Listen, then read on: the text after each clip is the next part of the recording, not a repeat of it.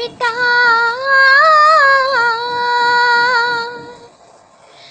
இங்கே எனது கவிதை, கனவிலே எழுதி மடித்த கவிதை. எங்கே எனது கவிதை, கனவிலே எழுதி மடித்த கவிதை. விழியில் கரைந்து விட்டதோ அம்மம்மா, விழியில் அழைத்து விட்டதோ கவிதை.